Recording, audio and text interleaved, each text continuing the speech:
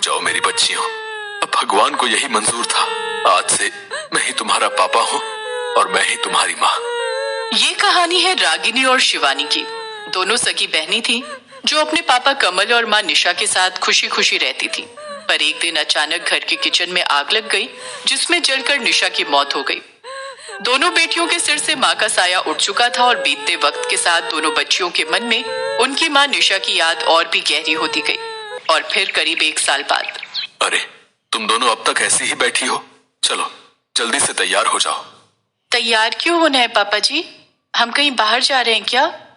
हाँ, भूल गई क्या? दिवाली आ रही है। तुम दोनों को दिवाली का बहुत इंतजार रहता था ना। चलो तुम दोनों को नए कपड़े दिलवा लाता हूँ। नहीं पापा, हमें कहीं नहीं जाना। क्यों? क्यों नहीं जाना? पापा, हमें माँ के बिना दिवाली नहीं मनानी। नहीं बेटा, ऐसा नहीं कहते। माँ नहीं है तो क्या हुआ, पापा तो है ना। चलो अब जल्दी से तैयार हो जाओ। पर माँ के बिना हम दिवाली कैसे मनाएंगे पापा? मैं जानता हूँ मेरी बच्चियों कि तुम भी निशा को बहुत याद करते हो, पर उसके जाने के बाद भी हमें जिंदगी तो जीनी होगी ना। तो हम जी तो रहे हैं ना पापा। ऐसे देखो, निशा जहां भी होगी वो हमें देख रही होगी और वो भी यही चाहती होगी कि हम दिवाली मनाएं हमेशा की तरह। और उसे कितना दुख पहुंचेगा जब उसे पता चलेगा कि तुम लोग उसकी याद में दिवाली नहीं मना रहे, जबकि तुम दोनों को तो दिवाली कितनी पसंद है। पर पापा, बस अब और कुछ नहीं, जल्दी से तैयार हो जाओ। हम तीनों साथ में चलेंगे और तुम्हें जो ड्रेस अच्छी लगेगी मैं तुम्हें दिलाऊंगा, ठीक है? बाजार में कमल ने पूरी कोशिश की कि उसकी दोनों बेटियां खूब एंजॉय करें। वो चाहता था कि धीरे धीरे ही सही, पर वो दोनों फिर से पहले जैसी हो जाए। उस दिन शिवानी और रागिनी ने खूब सारी चाट पकौड़ी खाई और अपने लिए सुंदर सुंदर कपड़े भी लिए। फिर शाम को तीनों हंसते खिलखिलाते अपने घर वापस लौटने लगे। कमल के पड़ोसियों को उन्हें हंसता खिलखिलाता देखकर बिल्कुल अच्छा नहीं लगा। देख रही हो सरला, अभी निशा को गए 1 साल ही हुआ है और शॉपिंग भी शुरू हो गई इनकी तो। हाँ देखो तो सही, तीनों कैसे हंसते हंसते आ रहे, जैसे निशा के जाने का कोई दुखी ना हो।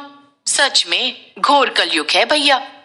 और देखो तो सही, लगता है दिवाली मनाने की तैयारी हो रही है। 1 साल भी नहीं रुके ये तो। अब शगुन होगा इनके यहाँ, देखना तुम, भगवान ही इन्हें सजा देंगे। कुछ दिन बाद दिवाली आ गई। चुप हो जा शिवानी, रो मत। हाँ रागिनी, भले ही निशा हमें छोड़कर चली गई हो, पर वो हमेशा हमारे साथ है, यहीं कहीं। मम्मी कहाँ है पापा?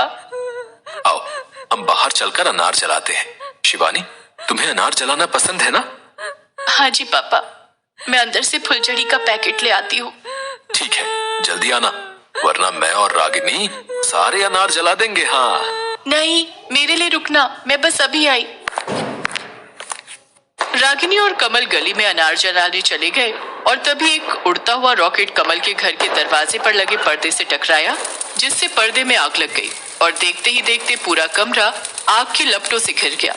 आग देखते ही शिवानी अंदर से चिल्लाई, पापा पापा बचाओ, आग आग। शिवानी की चीख सुनकर कमल और रागिनी के होश उड़ गए। कमल जोर से चिल्लाया, तुम घबराओ मत मेरी बच्ची, मैं आ रहा हूँ। जैसे ही कमल कमरे की तरफ भागा, तभी आग में पूरी तरह से जल रहा वो पर्दा कमल की तरफ उड़कर आया, जिसे देखते ही कमल अचानक रुक गया।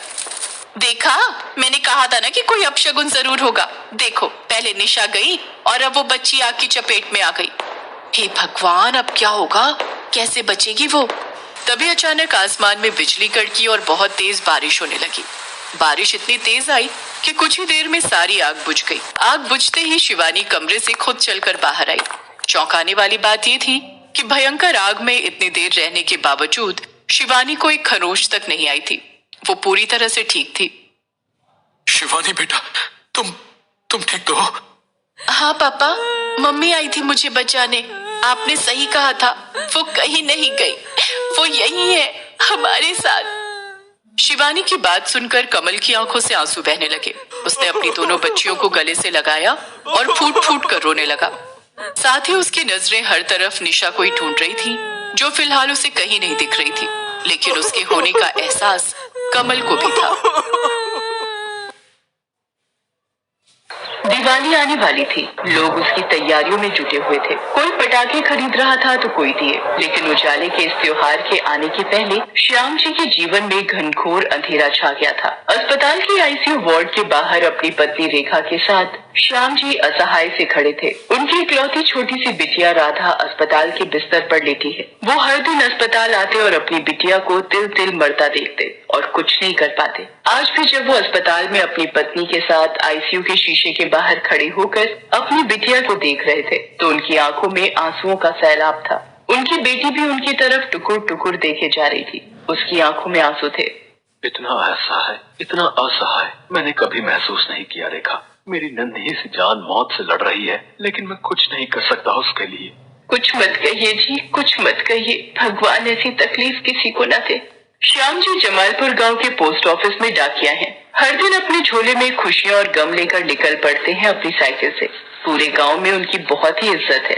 जयप्रकाश जी, ओ जयप्रकाश जी। अरे श्याम जी, आप आजकल आए हैं अपने झोले में हमारे लिए।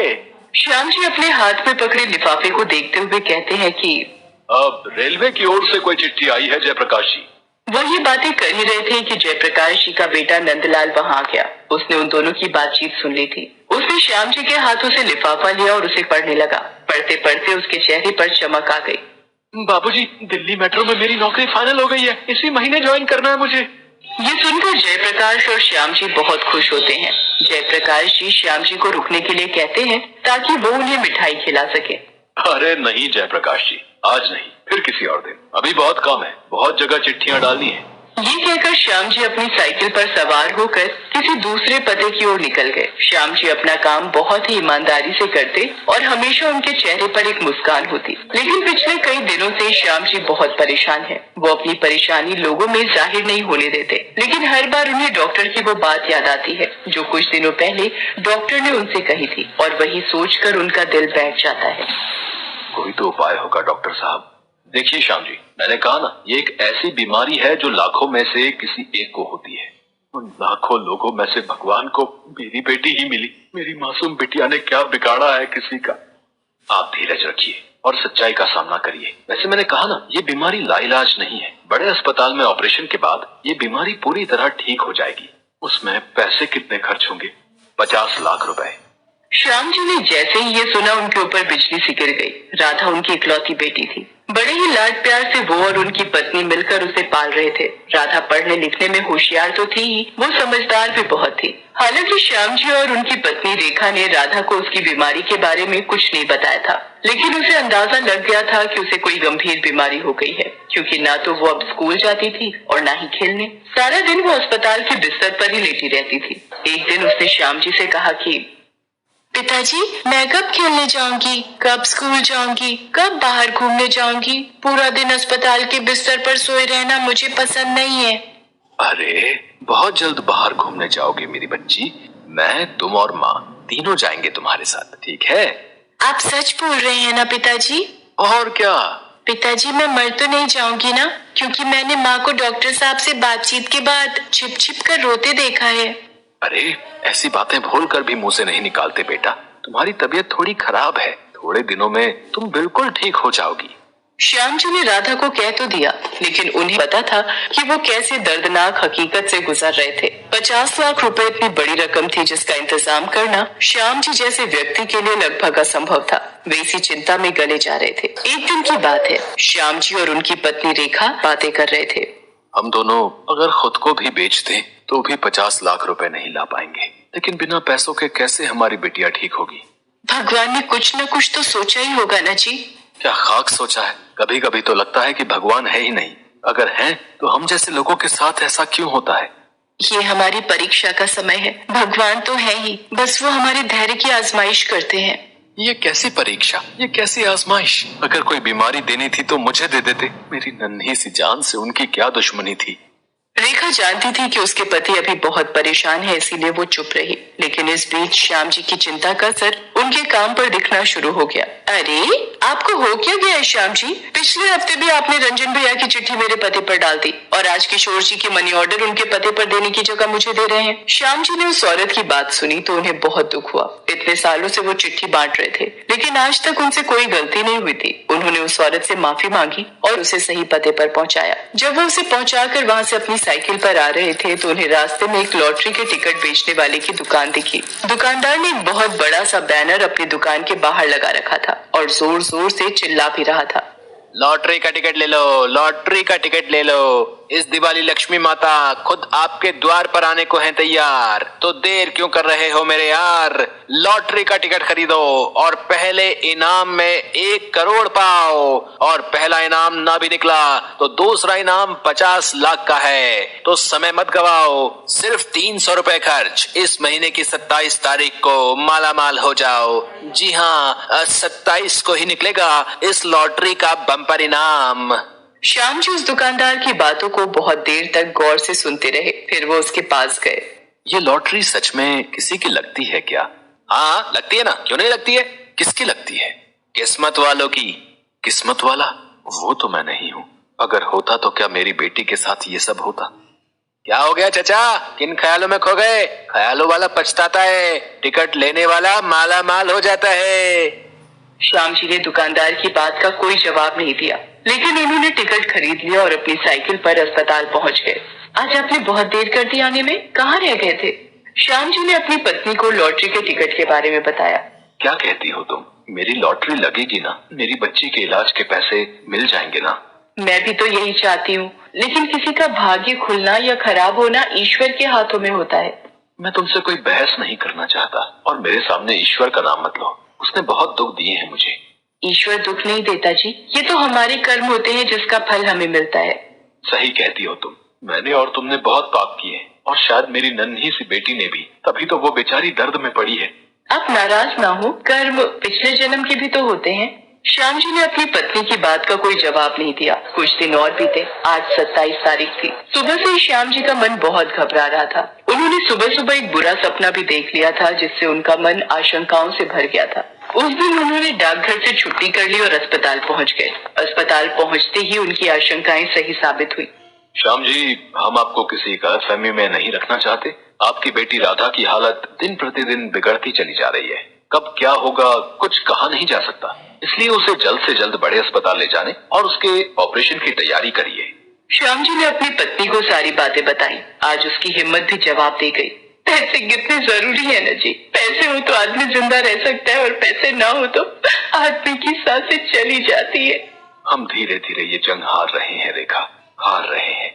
वे दोनों बात कर रहे थे कि तभी अस्पताल में जो टीवी लगी हुई थी उसके स्क्रीन पर एक एंकर आता है।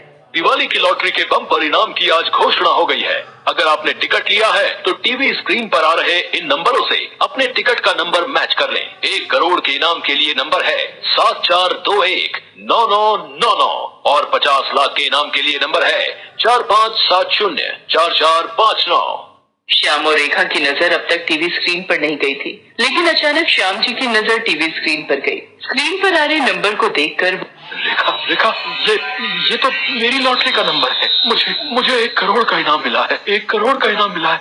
आपको कैसे पता कि वो आपका नंबर है? आपके पास तो टिकट भी नहीं है। मुझे टिकट का नंबर याद है रेखा, याद है। ये देखो, ये रहा टिकट और ये रहा मेरा नंबर 74219999। श्याम जी की लॉटरी निकल गई थी। उनके जीवन की सबसे बड़ी टेंशन दूर हो गई थी। लॉटरी के पैसे से उन्होंने अपनी बेटी राधा का इलाज करवाया। वो बिल्कुल ठीक हो गई। उन्होंने बाकी बचे 50 लाख रुपए अस्पताल में ही दान कर दिए, ताकि कल को किसी और राधा की जान बचाई जा सके। कल तक जिस घर को अंधेरा निकलने वाला था, वहाँ आज तेज प्रकाश था। दोस्तों, उम्मीद का दामन कभी न छोड़ें। ईश्वर कैसे आपकी मदद करेगा ये कोई नहीं जानता। हैप्पी दिवाली सभी को।